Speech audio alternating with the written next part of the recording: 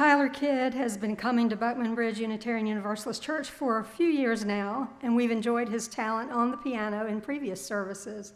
He's been studying and playing classical piano for the last decade, and it's always been a big passion for him. Tyler practices every day, about 4 to 5 hours in school, and then much of his free time at home. A couple of years ago, he began playing one of his favorite forms of music, jazz, which he will play for us today, starting with the Charlie Parker tune, Billy's Bounce.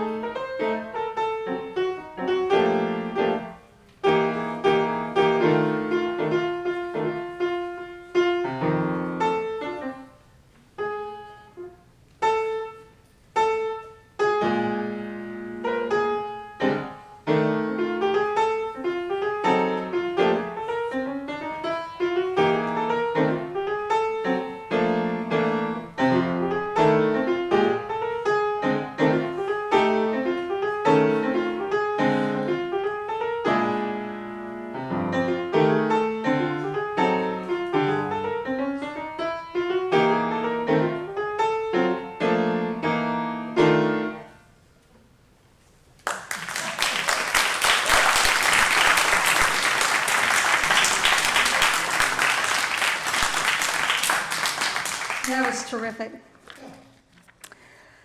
Our opening words are in the spirit of Native American Heritage Month that is celebrated throughout November and are by UU Minister Reverend Sean Neal Barron. We gather together as a community of seekers to honor the interdependence of life, to respect the dignity of all, and to honor the land we walk humbly upon. Friends, let us acknowledge that we walk upon the ancestral homelands of the Timucua people, the original nations of this land. We recognize that for thousands of years, indigenous peoples made this region into a vibrant center of diplomacy, exchange, and religious practice. We pay respect to these nations and their descendants. We are blessed with a space and opportunity to strive to live out our common principles, to bring justice, equity, and compassion into our daily lives, to resist all that threatens the earth and her people, and to live out our dream of a world community of peace, liberty, and justice for all. Let these thoughts carry us forth as we journey and worship together. Blessed be. And now I invite you to find our opening hymn, number 349 in your gray hymnal, We Gather Together, which is a very seasonal tune for this time of year. And we are so happy to have the return of our song leaders this morning. Yeah. They'll be at the chancel, and we invite any of you who enjoy singing to see Vicki Hilliard after the service. Vicki, raise your hand so everyone knows who you are. If you're interested in singing with our song leaders, you are more than welcome to join them. So see Vicki after the service, and she'll tell you how it all works. Our song today is actually some music. The music of our hymn today was written about the time that the Pilgrims lived in Holland before they came to the New World. So that's just a little note aside, and I invite you all to rise in body or spirit and join me in singing both verses.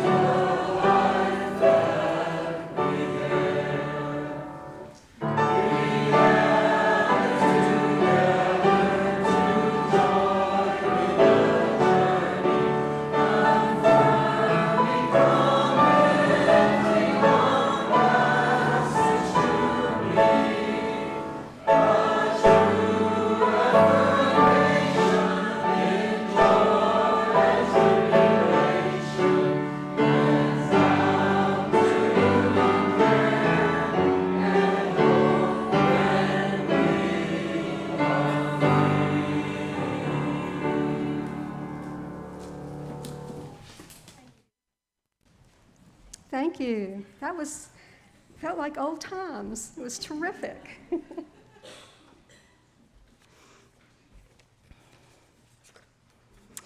Well, good morning, everyone. As many of you have noticed, I am not Claudia Marshall, which says I am in the order of service. I'm Linda Mowers, the worship co-chair, and your substitute worship leader this morning, as Claudia is having a bad bout of allergies and asked me to step in the pulpit today. My pronouns are she and her. And I welcome you to this opportunity to be together in community, which is a time of joy, comfort, and sometimes challenges. This Unitarian Universalist congregation is a place where we come to learn more about being human. We're not here because we figured out all of life's questions or because we think we've got it right.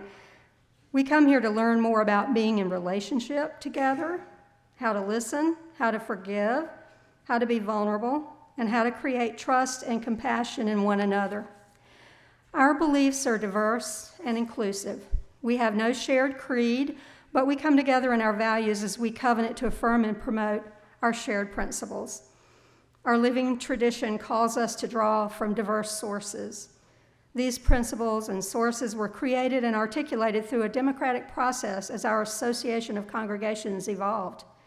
They can be found each week on the back of your order of service. We believe it's our obligation to express our faith through acts of compassion and justice. We're people who actively invite intellectual and spiritual growth through all ages and all stages of life. Our kids are encouraged to ask questions, to think and express themselves. We nurture truth-seeking, spirituality, and progressive moral values that will continue to shape and support us from childhood through all stages of life. If you're a visitor today, we welcome you as our guest and encourage you to stop by the welcome table where you will be greeted and invited to help yourselves to information about our church and about our denomination. We hope you'll fill out a name tag so that we can all greet you by name.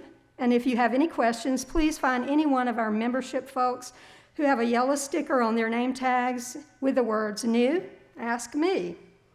We've regularly scheduled newcomer classes if you're interested in learning more about our church and Unitarian Universalism. You can find out about our upcoming events and activities in your order of service, on the church bulletin board, the website, our newsletter, and our weekly bulletins. We invite you to stay after the service and join us for fellowship, along with beverages, including fair trade coffee and snacks. Get to know us here, and we hope that you will find that our congregation is a home for you. And at this time, I would like to invite Jim Wood to come forward and light our chalice as I share with you the words of UU Minister Reverend Naomi King. How shall we begin to live out our free faith? Nurture this precious light. When we do, we are beacons of freedom, creating a safe place to rest, explore, and innovate. Nurture this precious light. How we keep this lamp of truth and justice affects how and whether we are transforming inequity through witness and action. Nurture this precious light. As we nurture this precious light together, we become a light of hope, turning isolation into community, anguish into peace, sorrow into joy. Nurture this precious light. As we do, our faith burns a steady flame of innovation, banishing illusion, creating a new and renewing way together. Nurture this precious light. With our living connections, with our glowing stories, with our flame of freedom moving hand to hand, we nurture this precious light. Together we turn this world from bleak to bright, one flame, one fire, one light at a time. Thank you, Jim. And now I invite you in body or spirit to join us, rise and join us in our call to worship. The words are printed in your order of service.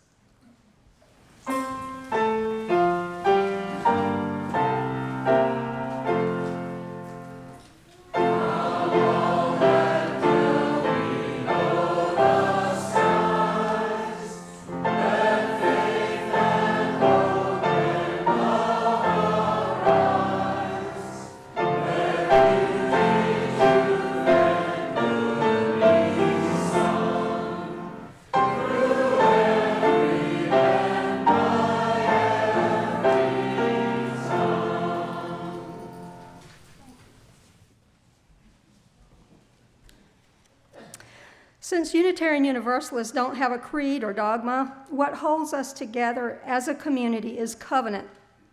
The promises we make to one another about who we will be as a faith community and how we'll be in relationship with one another as we practice the values expressed in our principles and hold reverence for our wisdom sources. The covenant that we created together in our congregation is printed in your order of service, and I invite you all to find these words, and join me in speaking them in unison. We covenant to engage one another with honesty, kindness, and respect, to value diversity, seek understanding of our differences, and practice gracious accountability with care, love, and empathy. We make these promises to those who are here and those yet to come, so that we may be a safe, welcoming, and beloved community of acceptance, learning, and transformation. Thank you so much.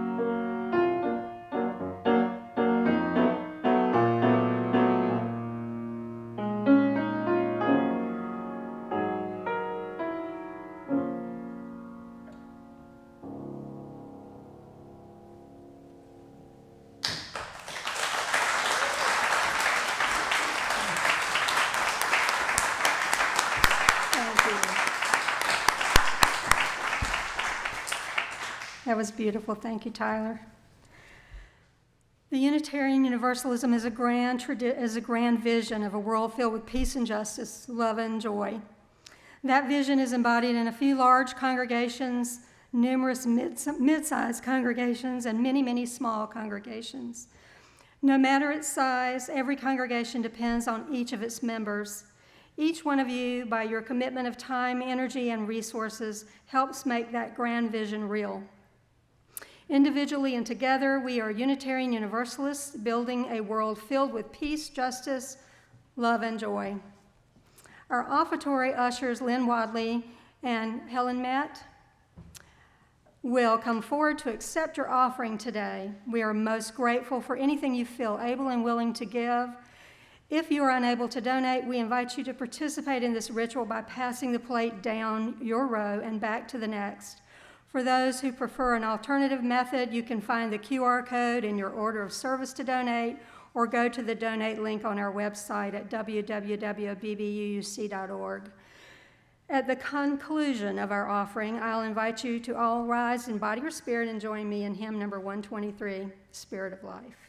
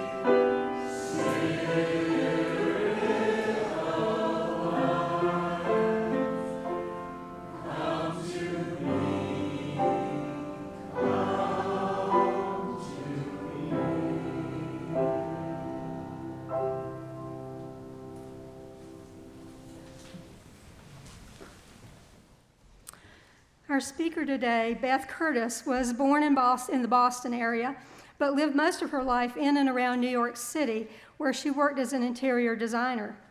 She had her own design firm, and she also worked with Jacques Grange. Is that right? Did I say that right? All right. A renowned designer from Paris. In 2021, within a few weeks of having relocated to Jacksonville, Beth attended services here at BBUC, and she found ours to be a warm and inviting community, and she knew right away that she found her new UU home. Beth is a lifelong Unitarian Universalist, and we're so pleased to have her as a member of our worship team. She was also recently hired to fill our office administrator position, so we're delighted about that as well. I now welcome Beth to our pulpit to present the Pilgrim problem.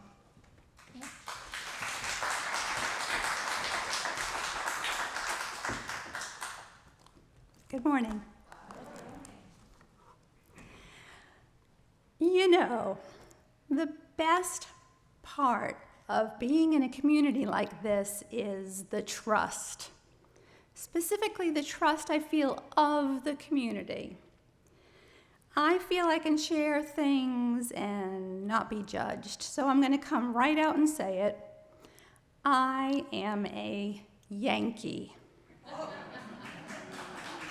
I said it. I'm a Yankee. I was born in the Boston area. My parents were born in Maine. My Yankee roots go way back, so far back that my father always contended that our ancestors hatched beneath a rock somewhere around Brunswick, Maine. It's evolution. But truthfully, it was always the story that we had Pilgrim ancestors. And thanks to Ancestry.com, we've confirmed that our lineage does go back, in fact, to the original Pilgrim passengers of the Mayflower voyage of 1620, some 400 years ago.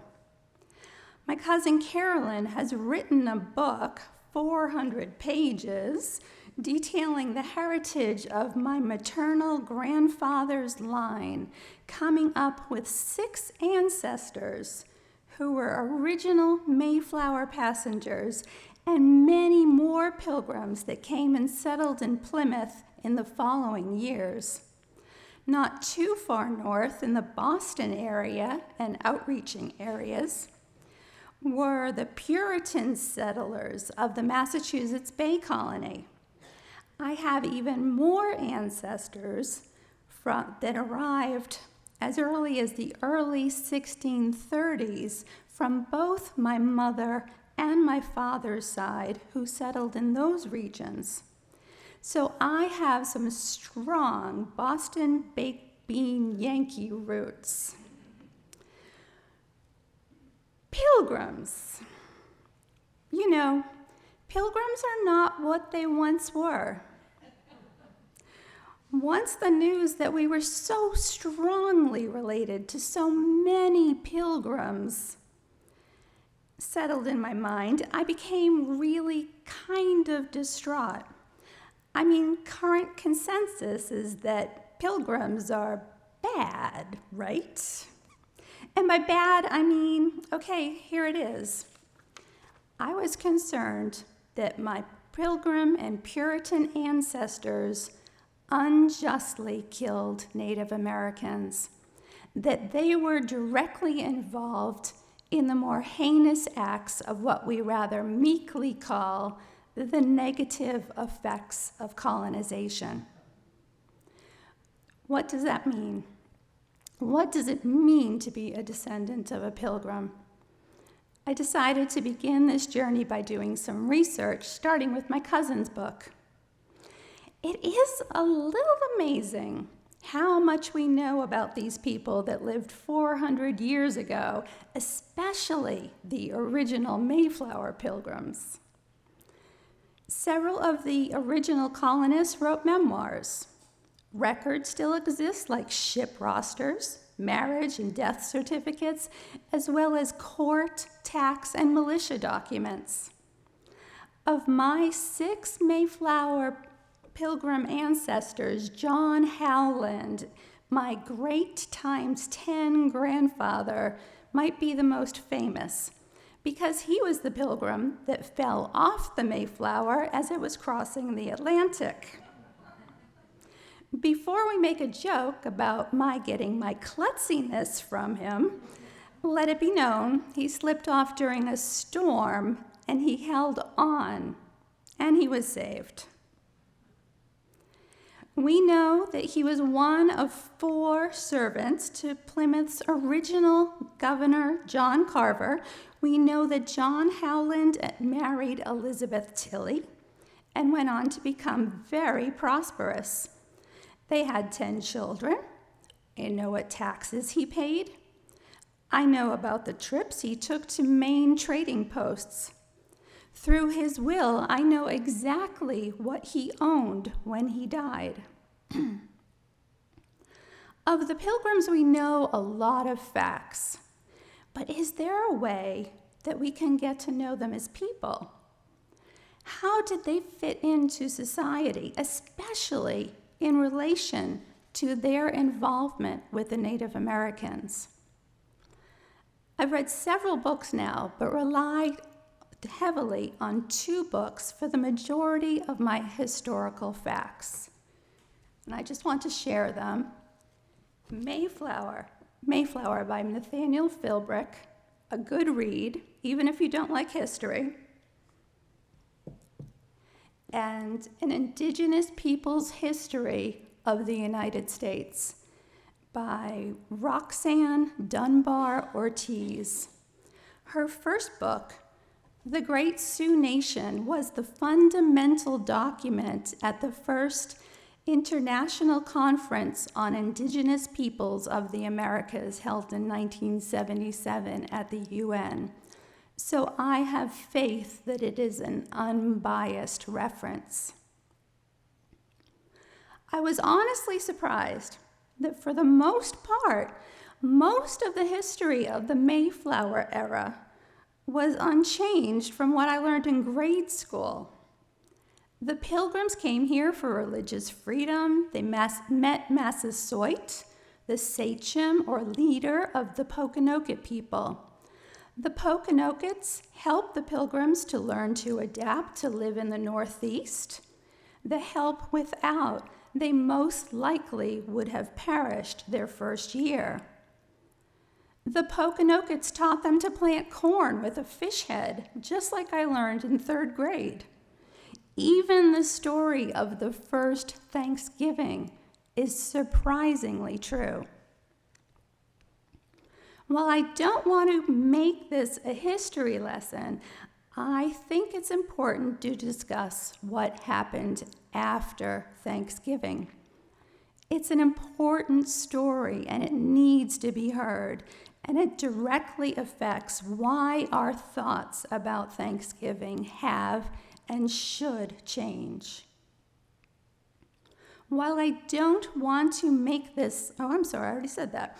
In 1936, tensions arose between the Puritans of the Massachusetts Bay Colony and the Pequot Nation of Connecticut, largely over competitive trade issues with the Dutch. It was ended with the Mystic Massacre. I discovered that I have at least one ancestor who fought with the Massachusetts Bay Colony that day. Within an hour, some 400 Pequots died, including women and children, half of whom were burned alive as their fortified village was set ablaze.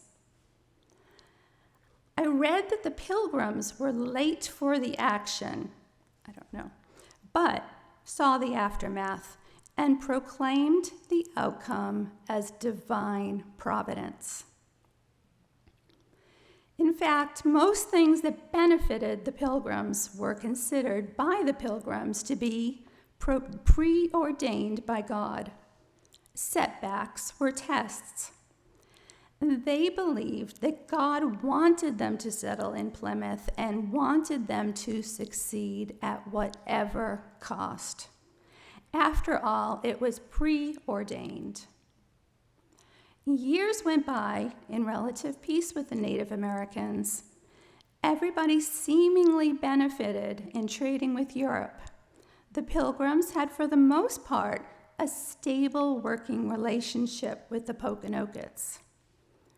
The Native Americans were getting quite used to European goods, including wool and cotton clothing, iron cookware, metal axes, and of course, guns. alcohol was traded and became a hugely destabilizing factor for the native population. But the ecology of the area also changed as more and more land was being gobbled up by the settlers. Trees were cut down at an incredible pace. Deer, beaver, and waterfowl were being overhunted. Cattle introduced to the area needed grazing land and often destroyed the Native Americans' crops. With resources running out, the Native Americans found scarcities in both food and things like pelts to trade with. The concept of selling one's land for money or trade was introduced, and Massasoit sold large tracts of land to the Pilgrims for seemingly little money. Not many of the original Mayflower Pilgrims were alive in 1675. The men in power were second or third generation Pilgrims or even newer immigrants. But with the passing of the Mayflower generation, something key was lost. The original bond of allegiance and gratitude towards the Poconokeets, who without the Mayflower Pilgrims would not have survived their first year, had almost completely disintegrated. Years before, Massasoit had passed his Poconoket reign to his oldest son, and then to Metacom, his second oldest son, who years before had changed his name to a Christian name, Philip. He was later dubbed King Philip by mocking Puritans. Philip, like his father Massasoit, needing money, continued to sell land to the Pilgrims, and in fact, was not allowed to sell to anyone but the Pilgrims. So much for fair market value. The Pilgrims, growing so quickly in number, wanted more and more land. In a complicated situation, I think it's fair to say that the Pilgrims goaded and taunted Philip to the point where he had no choice but to start preparing for war. King Philip's War lasted 14 months. Atrocities were committed on both sides. 600 colonists died, women and children included. 1,200 colonist homes, inhabitants within, entire towns were burned. But the Native American losses were far worse. The most grievous and fatal battle of the King Philip's War was known as the Great Swamp Fight. The Narragansett Nation in the Rhode Island area had remained neutral throughout King Philip's War. But the Pilgrims found that they were not comfortable with the fact that they lived in such close proximity to a native nation who still had such a strong fighting presence. In the Great Swamp Fight, the Pilgrims, together with a commissioned New England Confederation force, migrate to the ninth power, Jabez Howland, the son of the guy who took a drink in the ocean, slaughtered 500 to 600 men, women, and children, again, most of them burning alive as their wooded fort was set afire. I read an account that the Puritan leaders lamented that more Native American lives were not spared because they had just entered the highly profitable business of selling captive Native Americans as slaves, shipping them away to the Caribbean and certain death.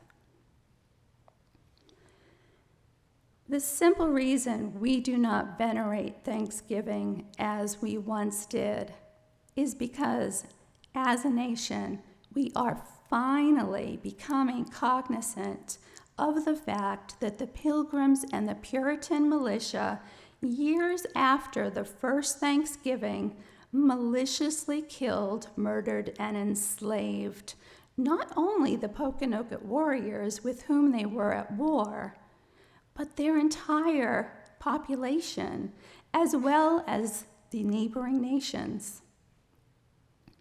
Out of a total population of 20,000 Native Americans in southern New England at the time, an estimated 2,000 were killed in battle. 3,000 died of sickness or starvation. 1,000 were captured and sold into slavery, and an estimated 2,000 more fled to join the Iroquois in the west or the Abenaki in the north. Through my research, I found involvement of only 2 family members in conflicts. But knowing the history and the sheer number and ages of my ancestors living at the time, I have to assume that more were involved. And it's impossible to say how they thought or felt at the time, except, I'm sure, fearful, like any person caught in a horrible war. But I've come to realize that my ancestors' individual actions are not all that important. What is of vital importance is that killing, enslavement, and cultural decimation for land and resource grabs had become colonial government policy. That mindset and policy, born of fear, racism, and greed, continued for years and was passed on to the United States when it was formed 100 years later. And that was just the beginning. I've learned a lot on my journey, but the Indigenous Peoples History book, which I showed you earlier, profoundly affected me. As a white, honestly somewhat privileged, but to be fair, caring person, I am never going to get what it means to be of Native American descent. But with this book pounding me over the head with its repetition of massacre after massacre, annexation, exploitation, relocation, and outright thievery and injustice, perhaps I have the slightest glimmer of understanding the deep hurt, loss, and oppressive weight of systematic injustice. From the first illegal land grab and to the continued reneging of signed treaties today, the illegal and immoral taking of land and resources, and the means by which that was done, whether it was by killing or enslaving, or the attempted obliteration even today, in our highest courts of Indigenous culture, is just wrong. Wrong to the highest degree. So what to do about this pilgrim problem of mine? At the beginning of this journey, I was concerned about my family's personal culpability. My journey as a Pilgrim descendant will continue, but I realized to the larger extent that my first response must be as an American. As Americans, we have the responsibility, each of us, whether we are Pilgrim descendants or just became citizens last year, to bear what is America's original sin. So quickly, what to do? I think we actually need a whole separate service about what to do, but I can tell you what next steps are for me. What should we do as Americans? Support programs that foster Indigenous culture and offer higher education for Native Americans. Support land-back programs. Restore land, especially sacred land. Don't just compensate for land. educate ourselves and repeat the true story. If nothing else, the true Native American story needs to be told and retold. History books need to change. And as a society and a country, we need to eliminate indigenous racism and all vestiges of colonialism which stealthily hide out in our laws as well as our social mores. In a PBS special I saw, there was an interview between a descendant of a Pilgrim and a descendant of the Wampanoag Nation, the surviving nation of the Plymouth area. The Wampanoag woman said, "I don't hold you accountable for the past, but I do hold you accountable for the future." I would say that message is to us all. I want to thank you so much for allowing me to share my journey, and thank you for letting me share this short portion of history that needs to be told.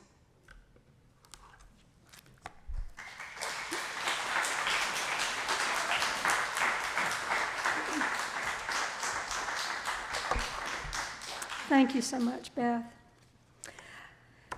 And now I invite you to find hymn number 347 in your gray hymnal. Gather the Spirit is our closing hymn, and we are going to sing all 3 verses. So please rise in body or spirit.